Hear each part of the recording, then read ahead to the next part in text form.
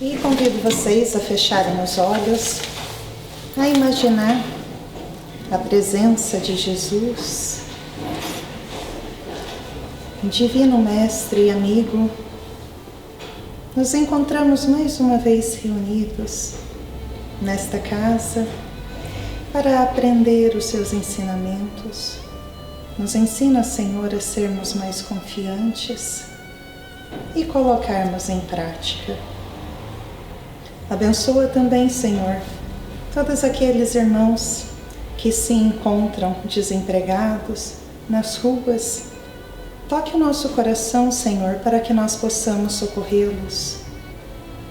Abençoa também, Senhor, os doentes que estão nos hospitais, aqueles que estão sendo tratados em sua casa.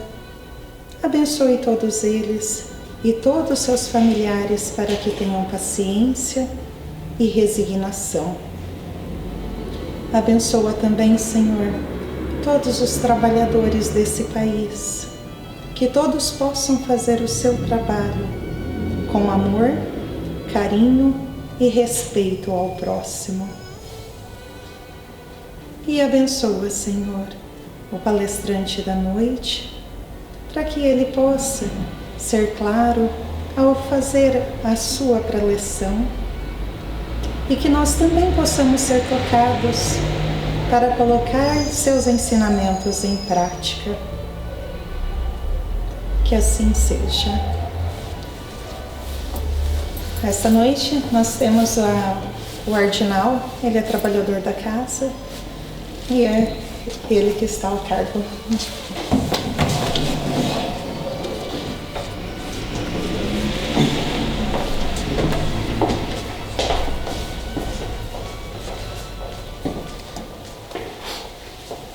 Boa noite a todos. Que a paz de nosso Senhor Jesus Cristo possa continuar envolvendo cada um de nós nesse instante. No Evangelho de Lucas, no capítulo 16, dos versículos de 19 a 31, Jesus nos conta a parábola do mau rico e do mendigo Lázaro. Então Jesus nos diz que havia um certo homem rico, que se vestia de púrpura e de linho, e que todos os dias se tratava magnificamente. E havia também um certo mendigo de nome Lázaro,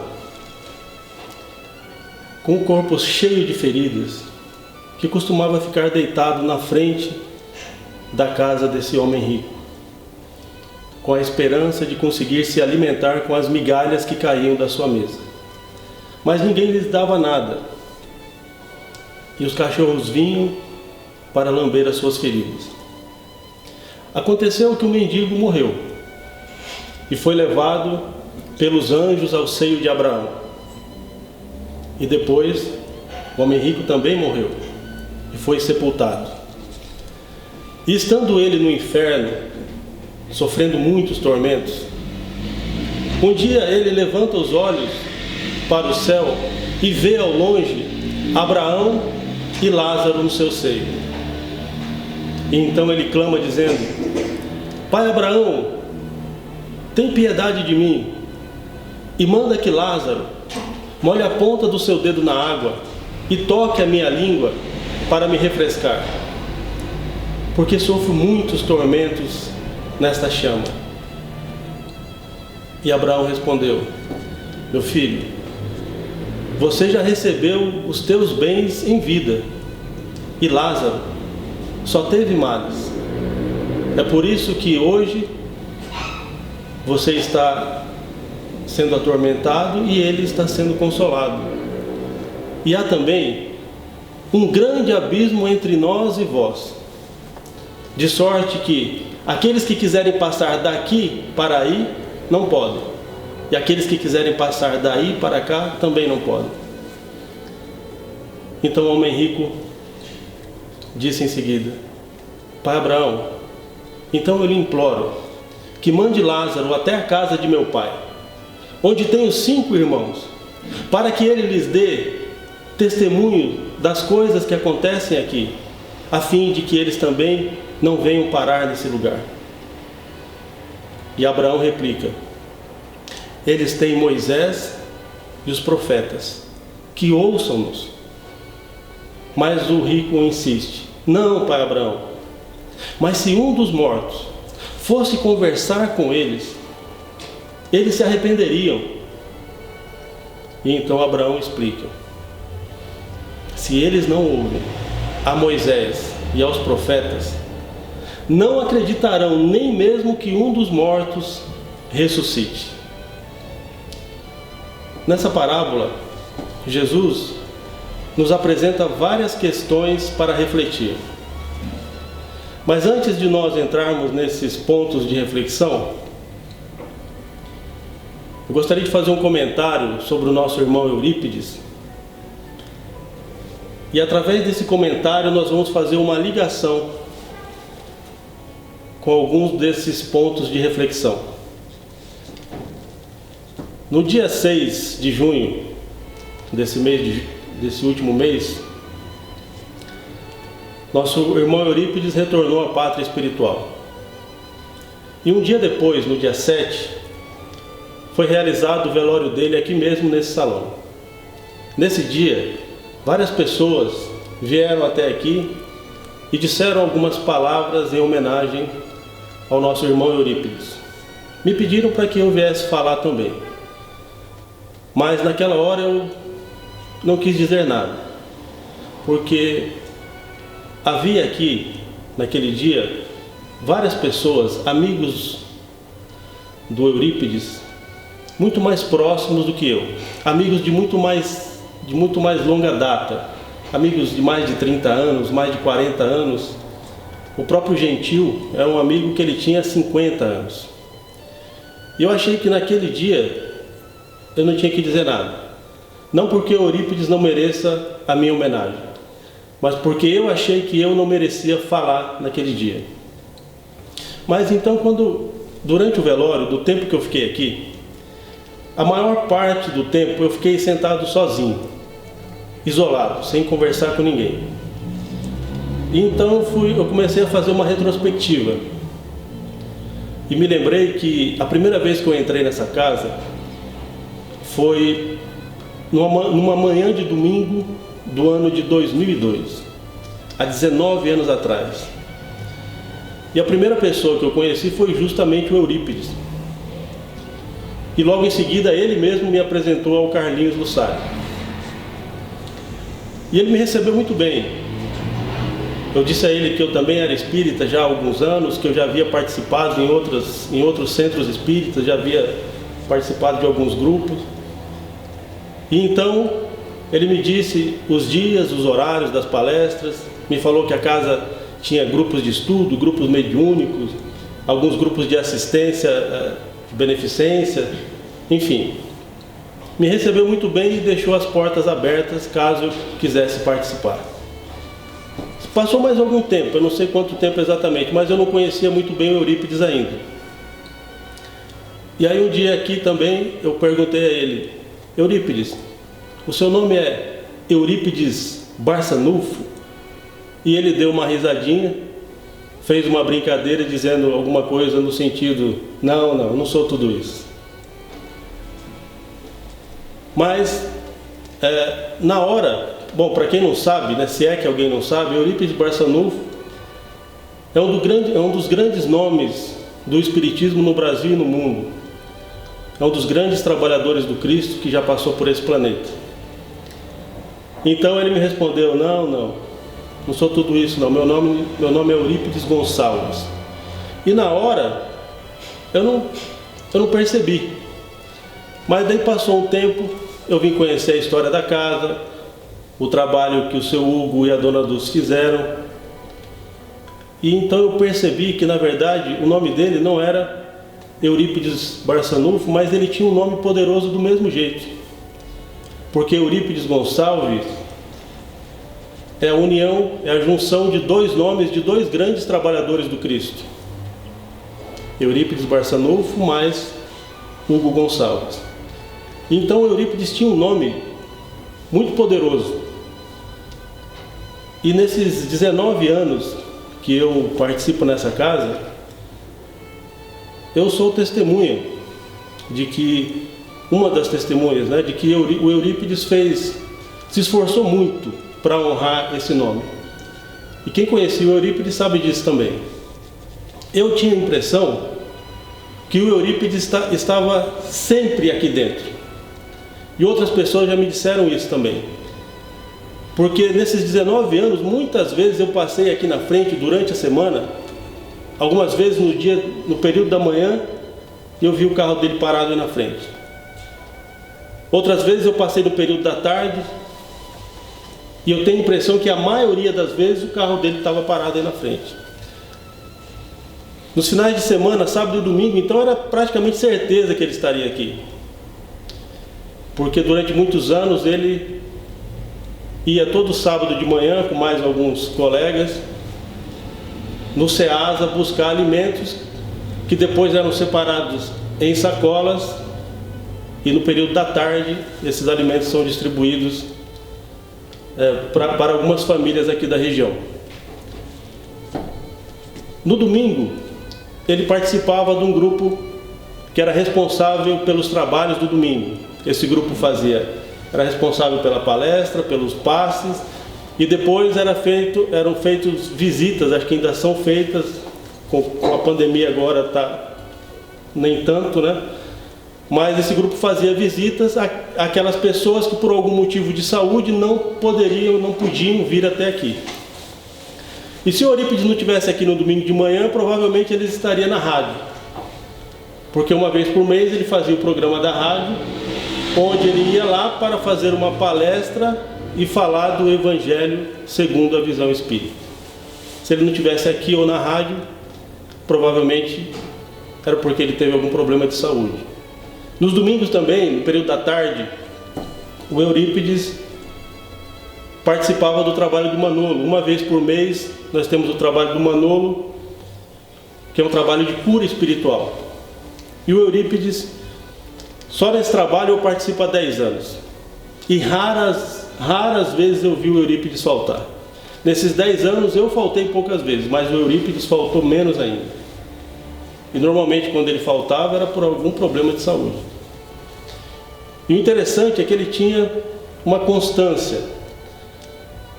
Ele fazia questão de fazer a abertura desse trabalho sempre com uma oração e com uma palestra falando do Evangelho segundo a visão espírita.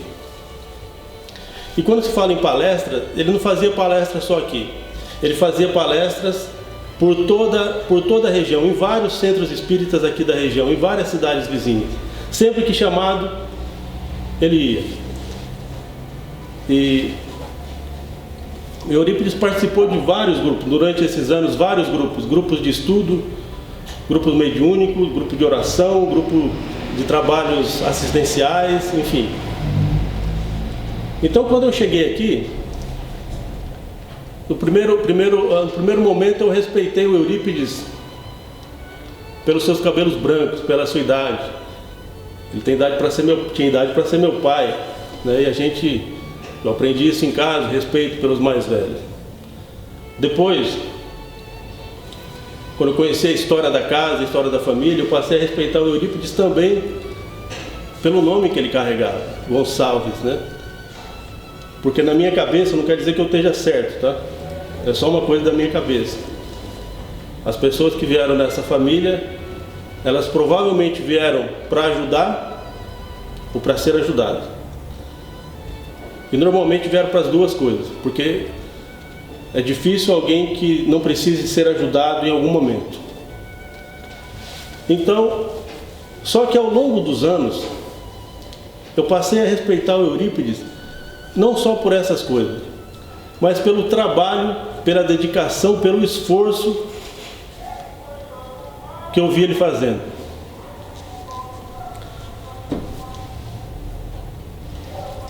E é um respeito que a gente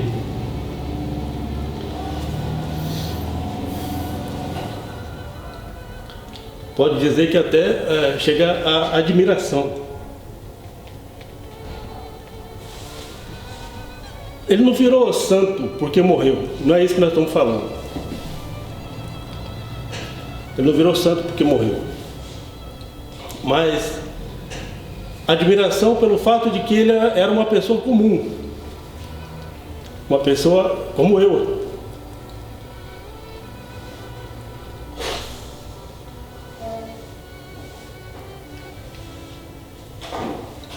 Tenho a impressão que ele está aqui.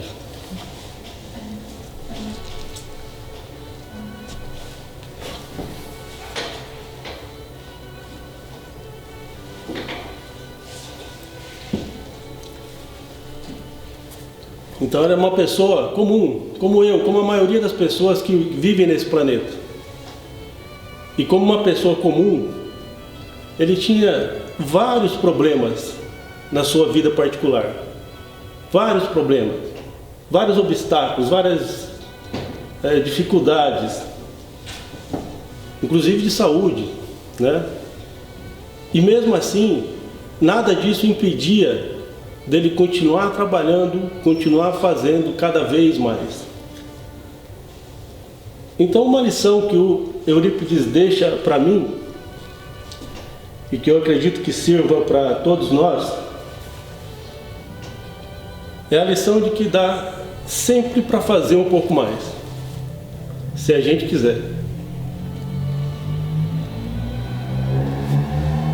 Sempre dá para fazer um pouco mais. Então,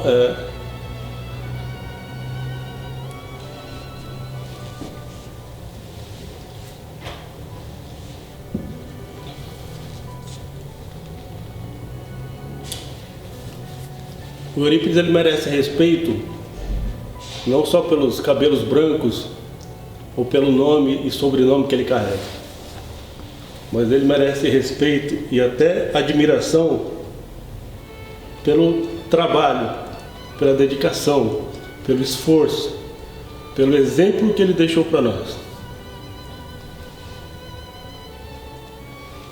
E ele deixa essa lição, que sempre dá para fazer um pouco mais, se a gente quiser. Porque ele, com toda a dificuldade que ele tinha, ele continuou trabalhando.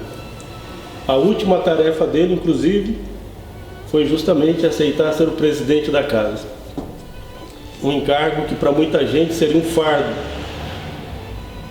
pesado, porque ser presidente de uma instituição como essa aqui envolve muita responsabilidade, muitas obrigações, são vários tipos de dor de cabeça diferentes. Só que ele não recebeu isso como um fardo, ele recebeu isso com alegria. Para ele era uma honra receber esse encargo. E a gente via que ele estava alegre, feliz por ter recebido essa oportunidade. Então, essa lição que o Eurípides deixa para mim, que eu acho que serve para todos nós, é a lição de que, se nós quisermos, sempre dá para fazer um pouco mais. Se nós quisermos. Então, em cima disso, eu gostaria de propor a primeira reflexão da noite. Para todos nós, será que não dá para a gente fazer um pouco mais? Que cada um pergunte para si mesmo, para a sua consciência, será que não dá para fazer um pouco mais? Se houvesse uma escala de sacrifício em benefício da humanidade, uma escala de 0 a 10. 0 é a pessoa que não faz nada, e 10 são aquelas pessoas como Chico Xavier, Madre Teresa, Divaldo Pereira Franco, Seu Hugo e Dona Dulce Gonçalves, pessoas que renunciaram à vida, renunciaram da vida o conforto, o lazer, a privacidade, renunciaram da vida os seus sonhos para cuidar de outras pessoas. Então essas pessoas estão no nível 10 dessa escala de sacrifício. Quem não faz nada está no nível 0. Aquela pessoa que vai uma vez por mês ajudar em algum trabalho beneficente, 1 a 2 horas por mês, e esse sacrifício deixa ela muito confortável, nós podemos dizer que é uma pessoa que não está no 0, mas ela está na escala 1, no nível 1, porque ela está muito confortável. A pessoa que vai, pelo menos uma vez por semana, ajudar em alguma coisa, um trabalho beneficente, que vem no centro ajudar em alguma coisa, ou que vai dar aula de reforço, de graça para pessoas que não podem pagar, vamos dizer que são pessoas que estão no nível 2. Mas se elas fizerem isso, estiverem se sentindo muito confortáveis, em qualquer nível da escala, se nós estivermos nos sentindo confortáveis, significa que nós podemos fazer mais, se a gente quiser. Quando eu estava sentado aqui, também nesse dia do velório, eu percebi que o Eurípides, ele exercia várias atividades. Ele estava envolvido em vários grupos, em vários trabalhos. Ainda mais como presidente, ele tinha mais ocupações ainda.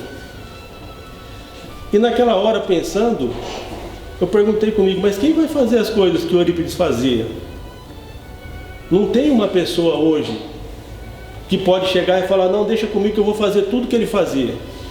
Não tem. Hoje não.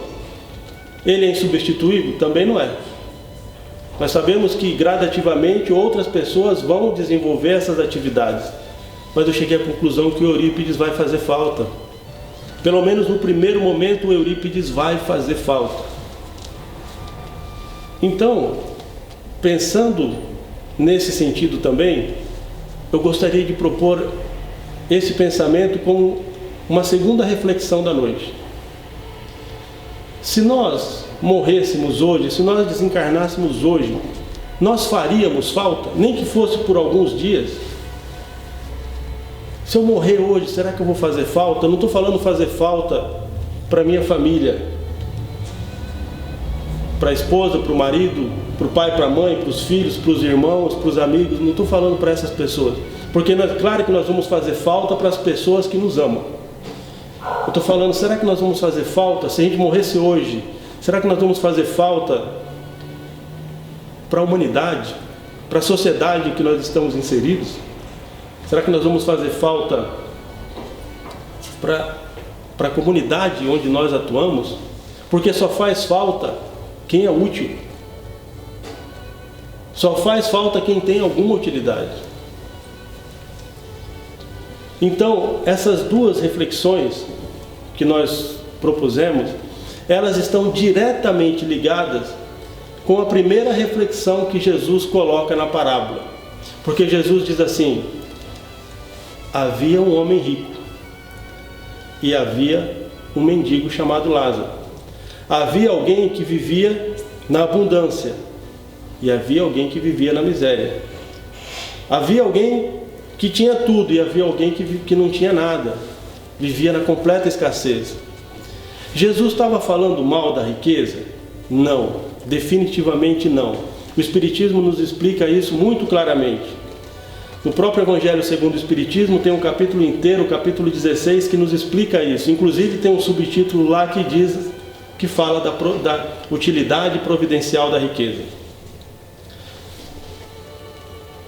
Em linhas gerais, o Espiritismo nos explica o seguinte: riqueza é um tipo de prova. Aqui nesse planeta escola, riqueza é um tipo de prova, pobreza é um tipo de prova, uma vida feliz é um tipo de prova, uma vida infeliz é um tipo de prova, a saúde é um tipo de prova, a doença é um tipo de prova, e todas as experiências que nós podemos vivenciar aqui são modalidades de prova. Emmanuel nos diz também que quando se fala de riqueza no sentido da pregação evangélica, do ensinamento evangélico, nós não podemos considerar riqueza só bens materiais. Ele fala que vai muito além disso, não é só dinheiro, ouro, bens, vai muito além disso. Ele diz que riqueza é tudo que Deus nos dá, sendo que a nossa vida é a maior das riquezas. A possibilidade de estar aqui é a maior das riquezas. Ele diz que todas as nossas faculdades do corpo, Visão, audição, tato, olfato, paladar, tudo isso é uma grande riqueza. Inteligência é uma grande riqueza. Os nossos órgãos são riquezas. Os nossos membros são riquezas. A saúde é uma grande riqueza. Então, quando Jesus fala, quando chama a atenção, olha, havia um rico e havia um pobre. Esse aqui tinha muito, esse aqui não tinha nada. Esse aqui só queria as migalhas que caíam da mesa. Jesus está falando de quê? Jesus está chamando a nossa atenção para o maior mal, como dizem os benfeitores no Livro dos Espíritos, a maior chaga da humanidade, o egoísmo. Jesus está nos chamando a atenção para o egoísmo. Os benfeitores dizem lá no Livro dos Espíritos, questão 913, que o egoísmo está na raiz de todos os males. Então Jesus está nos chamando a nossa atenção para essa questão, a do egoísmo. Porque, como nós dissemos que está ligado, quando nós perguntamos, será que dá para fazer mais? Será que nós podemos fazer um pouco mais? Por que nós não fazemos mais? Porque o egoísmo não deixa. Por que nós não fazemos mais? Porque nós estamos sempre preocupados em satisfazer a nós primeiro. O que é bom para mim? Por que não ajudar uma hora a mais, um dia a mais, um trabalho a mais, um grupo a mais? Porque o egoísmo não deixa. Para vocês terem uma ideia, essa reflexão me fez voltar a participar das quartas-feiras. Eu comecei a vir desde o dia do velório do Eurípides, eu vim todas as quartas-feiras, menos a semana passada que eu tinha outro compromisso. Por quê? Justamente com esse pensamento, puxa, dá para fazer um pouco mais? Dá, então eu vou. Até porque, agora na época de pandemia, está faltando trabalhador. Muita gente não está vindo. Então quer dizer, por que a gente não faz mais? Muitas vezes nós podemos, nós temos tempo disponível, nós temos condições para fazer, mas não fazemos por quê? Porque nós só pensamos em nós primeiro, né? E a abnegação, pensar no próximo, antes de pensar em nós, é justamente o contrário do egoísmo. E por que nós, muitos de nós, vamos morrer e não vamos fazer falta para a humanidade, não vamos fazer falta para a sociedade? Justamente porque o egoísmo não deixa que a gente seja mais útil. Porque nós estamos sempre preocupados com o que é bom para mim, com o que satisfaz a mim, que se dane os outros. E é isso que Jesus está falando lá, olha, todos vocês são ricos. É como dizem os benfeitores no Evangelho segundo o Espiritismo, não existe ninguém que seja tão pobre que não possa dar alguma coisa em benefício do próximo. Nesse sentido que Emmanuel explica, onde tudo que nós temos são riquezas, o nosso tempo é riqueza, a nossa saúde é riqueza, a inteligência é riqueza, a nossa capacidade de ajudar é riqueza, não é só o dinheiro. E é isso que Jesus está chamando a nossa atenção. Olha, aquele rico lá tinha tudo, vivia na abundância, mas ele era tão egoísta que nem as migalhas ele dava para o pobre. Jesus está nos avisando, olha, se nem as migalhas da riqueza que eu te dei, você distribuir para os necessitados, pode ser que você vá também para uma região de tormentos, como o mal rico da parábola. Não tem muito tempo hoje, né? Eu não vou conseguir falar tudo, mas eu vou entrar em outro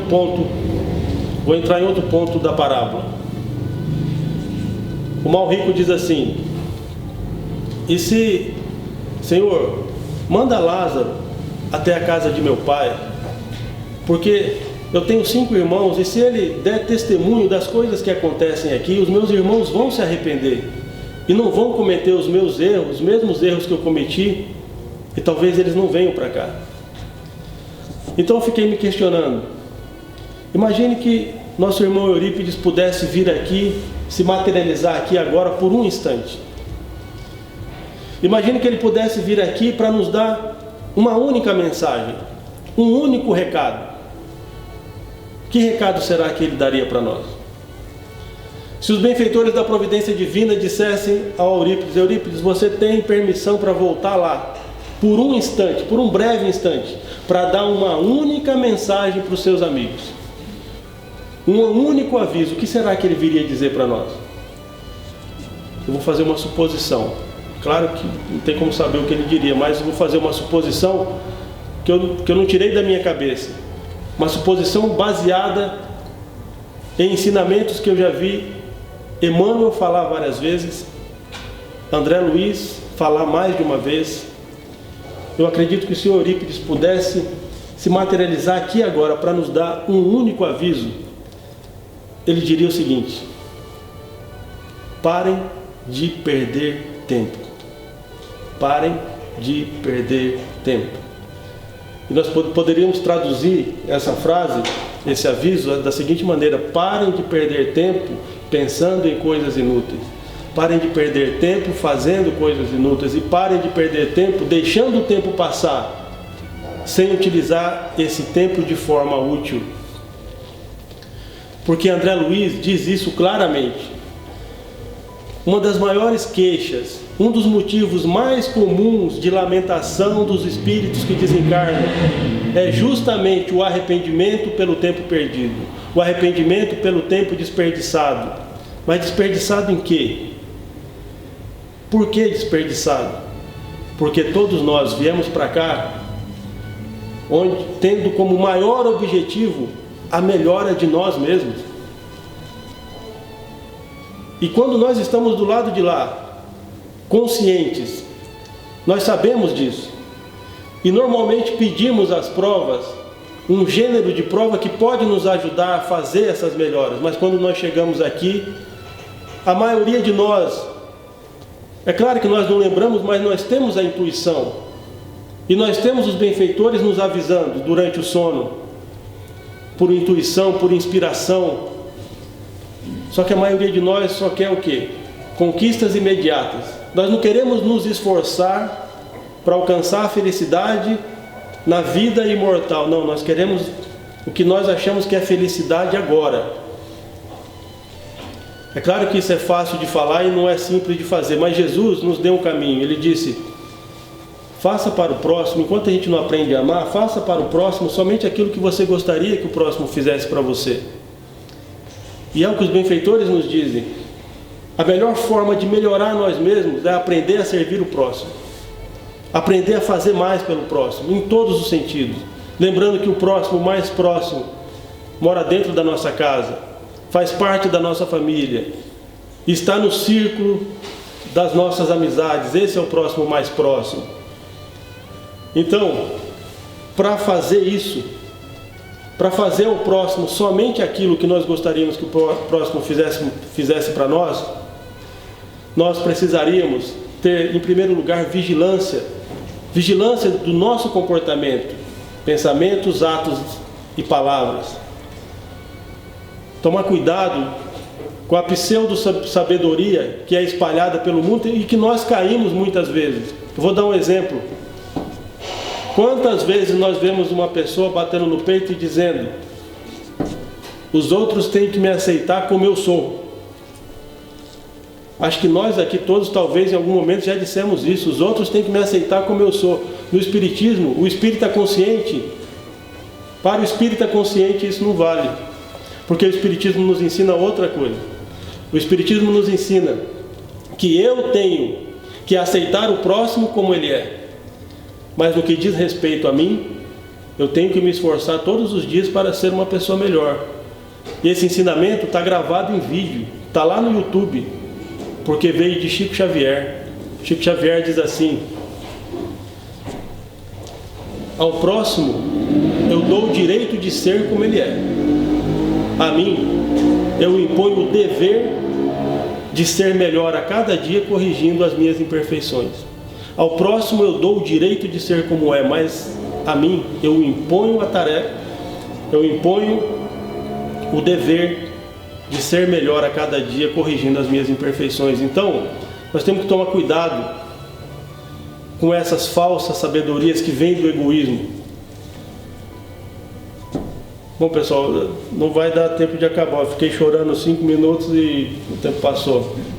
A última reflexão, de forma bem rápida. No livro Voltei,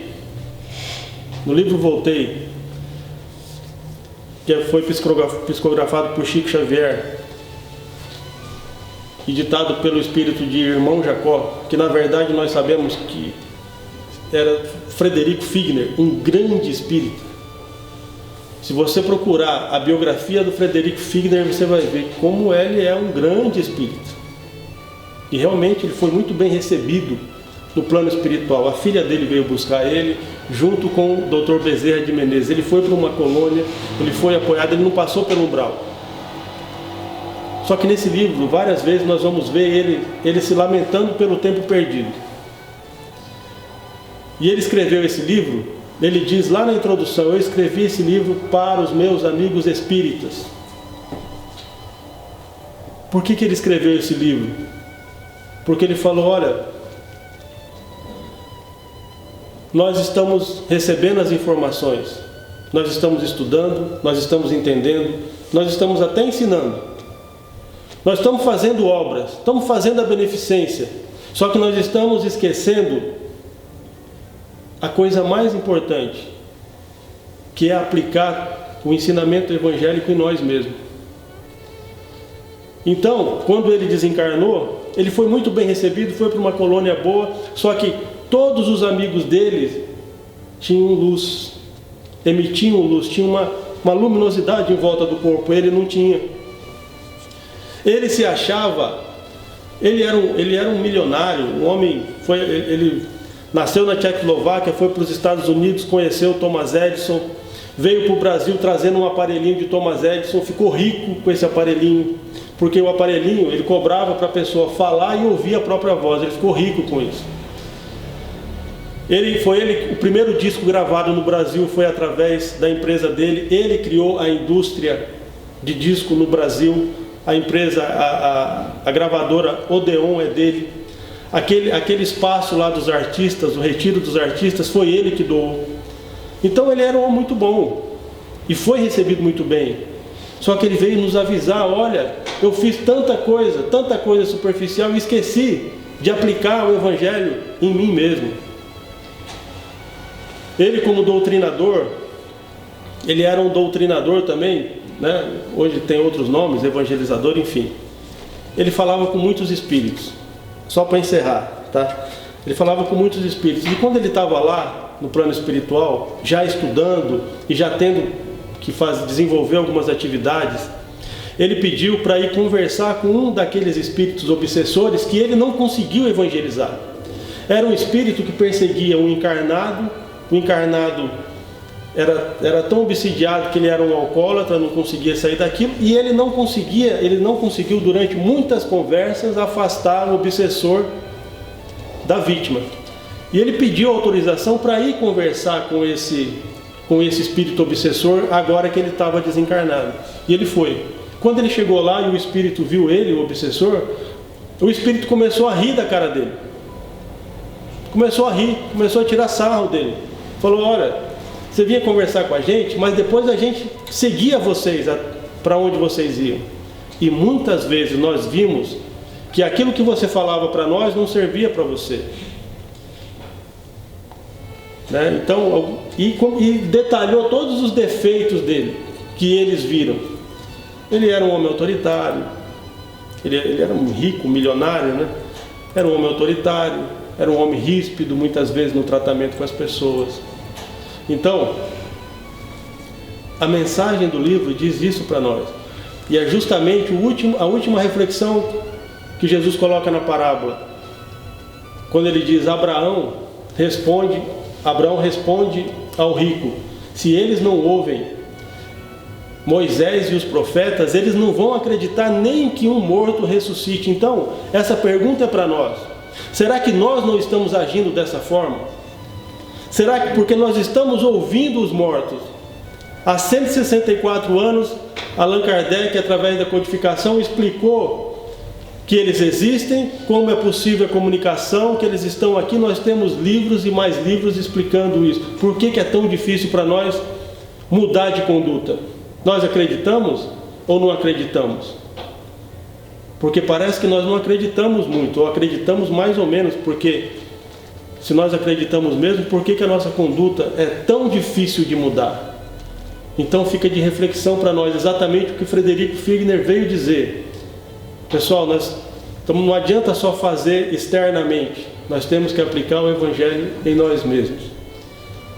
Então, a gente dedica essa pequena reflexão ao nosso irmão Eurípides. Que Jesus nos abençoe. Muito obrigado.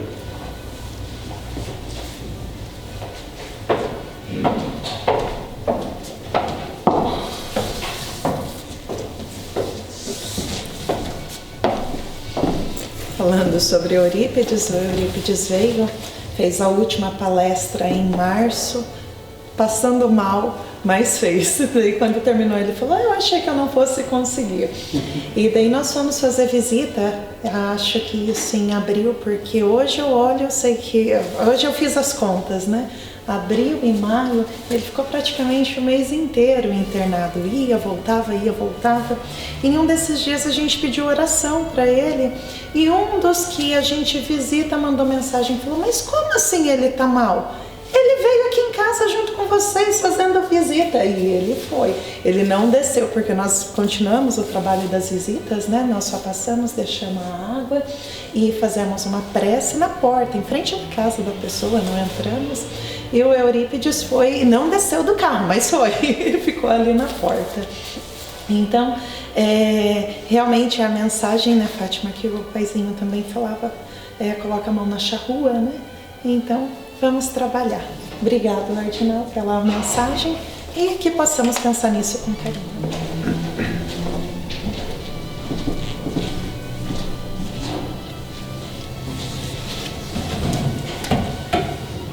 Essa é uma noite que mexeu muito comigo, assim, pelas palavras que o Ardinal nos trouxe, né? Falou do Eurípides. Eu acho que esse convite, né, que ele nos trouxe, né, nos lembrou, né, que isso aí é uma coisa que sempre é falado aqui na casa e que às vezes a gente acaba ficando para trás e acaba perdendo um pouco o foco, né. Mas foi muito boa a palestra, muito bem lembrado todas as palavras, né. Então, vamos agradecer a Deus essa oportunidade que tivemos aqui. Pedir que essas lições realmente se gravem em nossas mentes, nossa alma, que a gente possa estar sempre vigilante, sempre com o pensamento ativo, nossas atitudes, nosso comportamento. Muito obrigado, Senhor, pela oportunidade do trabalho, que a gente possa cada dia mais fazer algo a mais pelo próximo. Pai nosso que estás no céu, santificado seja o vosso nome, venha a nós o vosso reino, e seja feita a vossa vontade, aqui na terra como no céu. O pão nosso de cada dia nos dai hoje, perdoa as nossas ofensas, na medida que perdoamos os nossos ofensores. E não nos deixe, ó Pai, cairmos em erros, novas tentações, e livra-nos de todo mal, que assim seja.